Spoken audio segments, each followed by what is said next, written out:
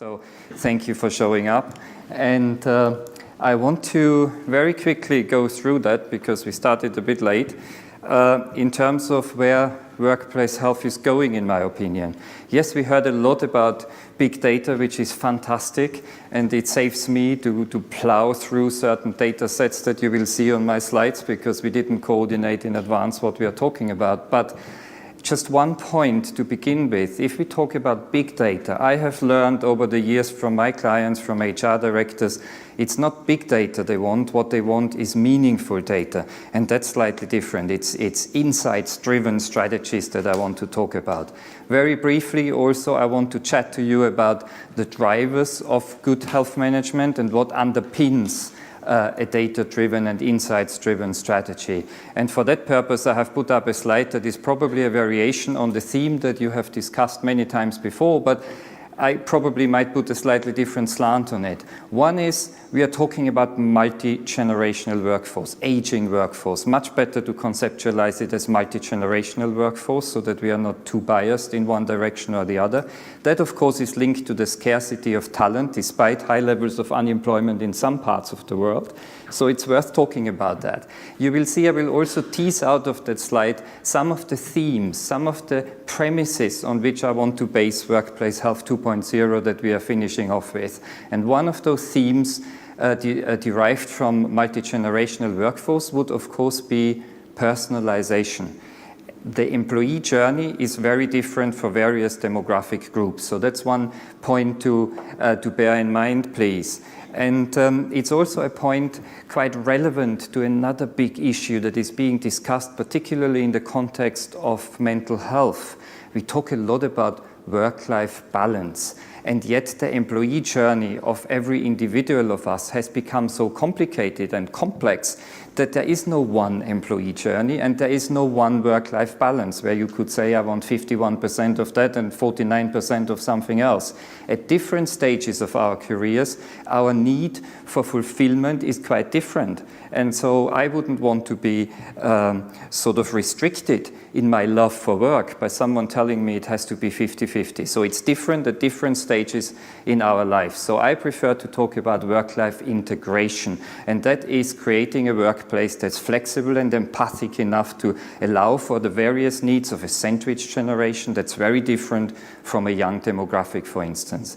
And I was talking to a poet not too long ago who was saying, we don't even use the word balance because it is so banal, it adds nothing to the discourse. It speaks as much to being stuck as it speaks to harmony. So bearing that in mind, I conceptualize work-life integration more along the lines of what grandfather Freud said, and you have spotted my Austrian accent, who said the goal in life is to be able to work and able to love. That encompasses everything that could be called the happiness equation.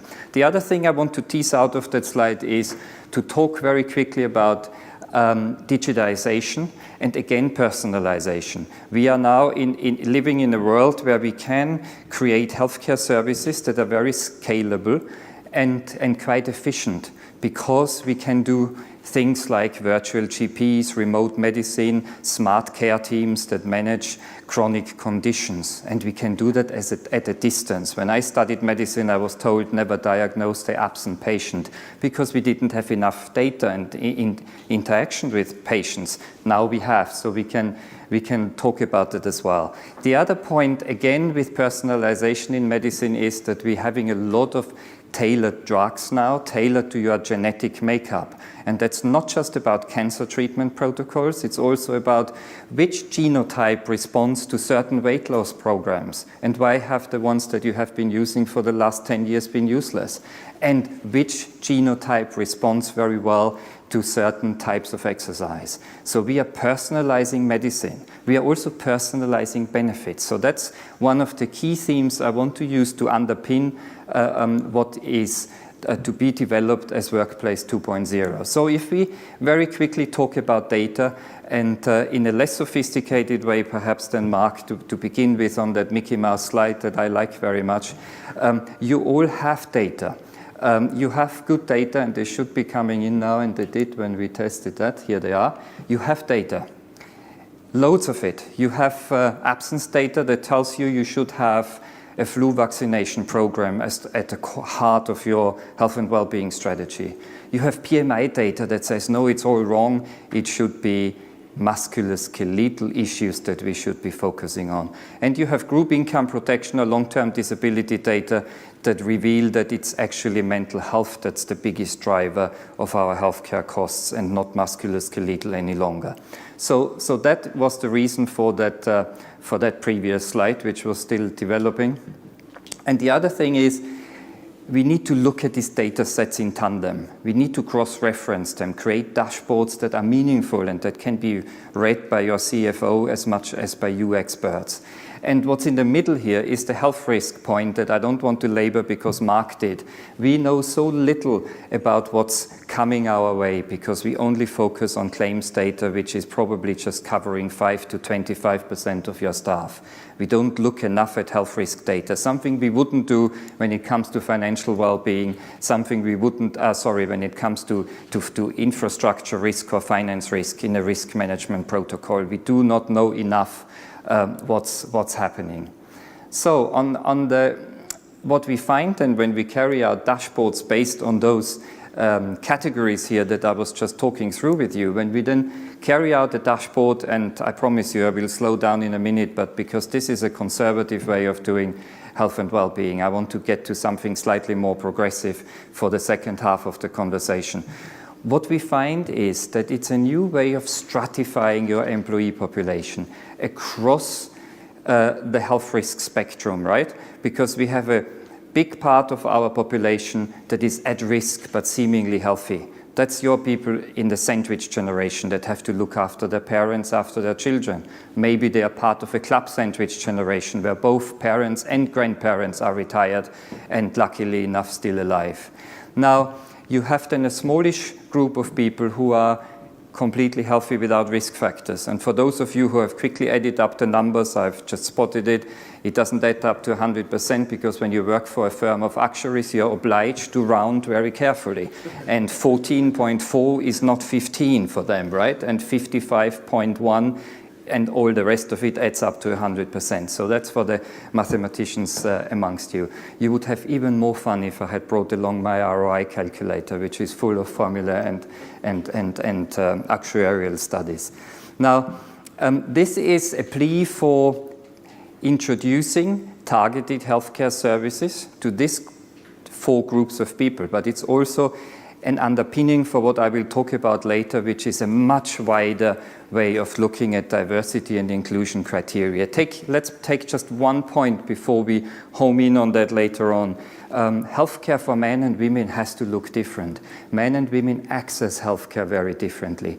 And medical textbooks are not doing us a favor by following patriarchal rules of describing heart attacks in exactly the way how they happen to us men. And therefore we diagnose more silent heart attacks in women. That's just an excuse. Medical science uses these types of excuses, translates them into Latin and turns it into a syndrome. But men's symptoms of heart attacks are, as you would expect, much more dramatic than women's. That's why we talk about silent heart attacks. Now, another data set, which is really, I think, quite enlightening because it gives us flavor of what the issues are.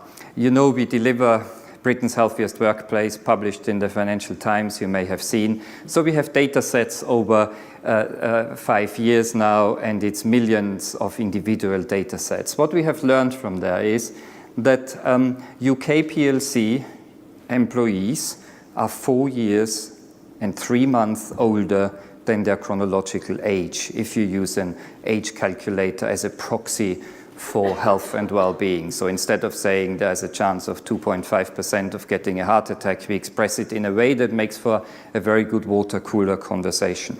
And the typical issues that are risk factors are listed there for you, and they will come as no surprise to you. It's physical inactivity, it's being overweight, it's having chronic conditions, smoking, etc. Now, what you want to know to create the best possible health and well-being strategy is how motivated are people who have those risk factors to change. So motivation for change is really interesting. And what we find there is fascinating. For 5 years in a row, people say, yes, I want to lose weight. Yes, I want to exercise more, and so on. And everybody says for 5 years in a row, I do not want to reduce my alcohol intake. So there you have a choice. Do you want to target your resources on that because you have very persuasive marketing? Or are you targeting resources elsewhere because you say this is a behavior pattern that people don't want to change anyway? Now, as far as ROI is concerned, would love to have a special session on that, but just there's one point here that says we are losing 27.5 productive working days due to our conditions and risk factors. And let's not forget, even risk factors are directly correlated to reduced productivity. It's not just manifest sickness. The accumulation of risk factors correlates to reduced productivity. So let's do something about it. So that's about 10% of payroll costs as verified by Cambridge University. That's quite significant. But it obviously uses also a formula that includes calculations for presenteeism, i.e. productivity loss. It's not your pure healthcare costs. At the bottom you see yet another interesting case vignette, if you will, where you could say, well, financial well-being is really important. If someone starts with financial issues, they are stressed, then they are sleep deprived, and then they have carbohydrate cravings the next morning and eat the wrong food and are potentially predisposing themselves for developing diabetes type 2, to be really flippant about it. So that means we are in a biopsychosocial scenario here, and we are in a health, wealth, and career scenario. That was my favorite pseudo-mathematical formula you just saw there. Health plus engagement equals productivity. Why? Because if you are not healthy enough to respond to engagement initiatives, you would not be as productive as you could be. If you suffer from depression, and we had such fabulous sessions here on mental health, you lose 5.6 productive working hours per week if you are not being treated, as opposed to 1.5 hours per week that you and I allegedly procrastinate. So there is an ROI of 4 hours per week times 15% of your staff times 47 weeks per year. Very, very interesting bottom-up ROI case. Now, where I want to get to is the dimension of well-being. We talked so much, and previous speakers talked about the really important components of biopsychosocial and financial well-being. It's a little bit more than that in reality, according to our research, because you also want to be challenged intellectually at your job. You want to be engaged by what you are doing. You have environmental hazards to combat with, and that includes line manager behavior, by the way. I mean, toxic boss syndrome is all I say in that context. And occupational environments that play a key part. Now, I want to finish off by showing you 4 or 5 slides. They are just a variation on this one theme, and that is what I call Workplace Health 2.0. I think it does make sense to always keep an eye on the impact of what we are doing. And we are not just looking at measurements without thinking about what strategy will we develop. We are not just developing a strategy without being cognizant of the need for a brand strategy for our health and well-being. Many of my clients from various different industry sectors have the same problem. Spend a lot of money, millions of pounds, and yet feel they don't get enough recognition for it, not enough engagement. On the stratification I showed you before, where we had the ones who are healthy, at risk, manifestly sick or disabled, it was fascinating to see when I did my first dashboard 6 years ago that an organization spent in excess of £80 million on reactive healthcare that only reached 5% of their staff, of 70,000 in total. By contrast, they invested only $1.5 million in the remaining 95% of staff, who will be your claimants of tomorrow, right? So you would want, for risk management purposes, to know something about them. Because if they have never come forward as a claimant or as an absence statistic, you generally don't know enough about them unless you conduct health risk assessments and similar interventions. So we want to know that. We want to know what can we measure, how can we engage employees, what are the incentives or interventions we want to deliver, what our benefit design looks like, and even what our broking looks like. And we were talking about broking a couple of times today. And what is it about broking? Yes, the best possible premium. How do you make that sustainable? The best way of making a good premium sustainable is by wrapping your arms around claims. And that's the essence of health and well-being management as we are conceptualizing it here. So that is quite an important one to look at. Now, if I may just highlight individual points of that slide and then we are done with those considerations. This one I'm extremely excited about because we created that health dashboard, which is meeting our clients' expectations. But I want more than that. I don't want to have just the typical insured and uninsured health data in my dashboard. What I want to have next is a relationship between this data set and the performance. And that's an exciting one. Preliminary results of work we have done with very large organizations. Preliminary, I don't want to generalize them and don't want to say I write a thesis on them from an academic point of view. But what they are showing us is that there is an interesting correlation between performance, ratings, and health experience. And it's not always the way how I as a doc would assume that once your health weakens, your performance weakens. It's very much the other way around. Performance ratings that are low have as a lagged indicator very often deteriorating health.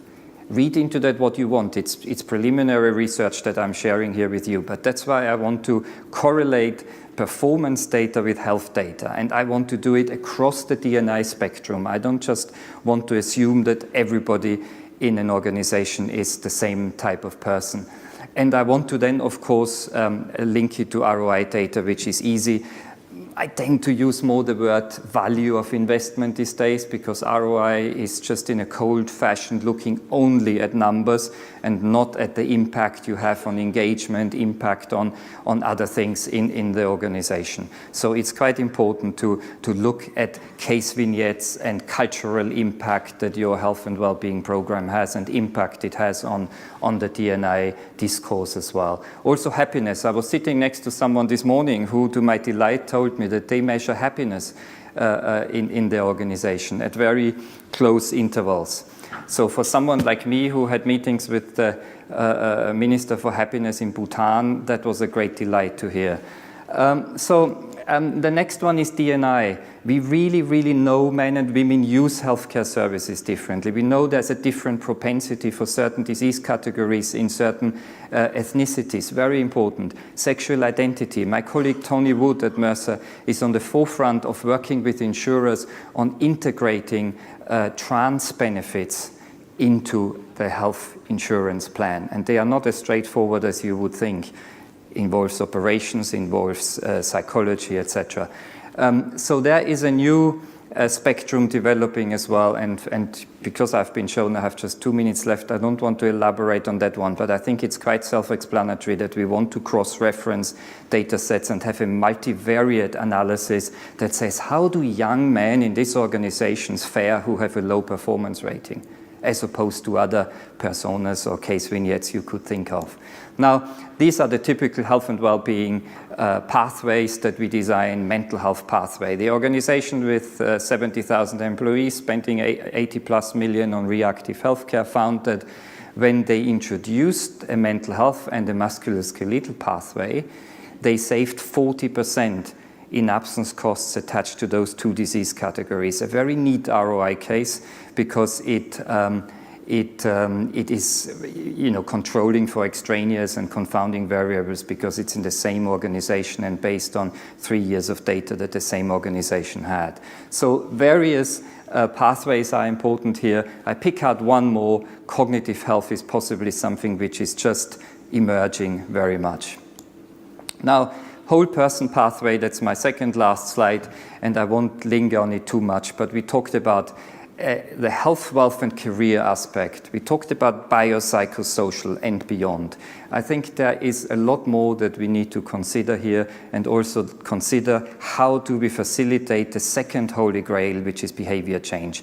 The speaker before me said ROI is the holy grail, and it is, and the second one is behavior change. So really fascinating what you can do in that respect.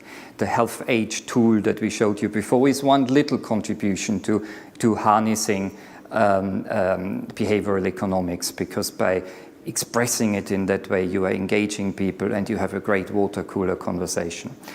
Quality of life, of course, plays a role here. And this is my last slide, which is you will be very familiar with. I think broking is what we do in many respects, but what we don't do enough is to then keep the premium sustainable. But what we're also not doing enough is to look at vocational rehabilitation as another aspect of say, broking your group income protection insurance and making sure that we bring people back into the workplace. And on that very happy note, I would sort of remind us again that this is a win-win. This is a very ethical proposition to make your business more productive and help people to be more successful in their happiness equation of achieving a successful work and successful love outside their work environment. That can be about their family, it can be about their hobbies and many other things. So on that note, I can just apologize by paraphrasing Mark Twain and say, apologies, I wasn't more succinct, but I was in a rush because they kept showing me you have just 1 minute left. So thank you very much.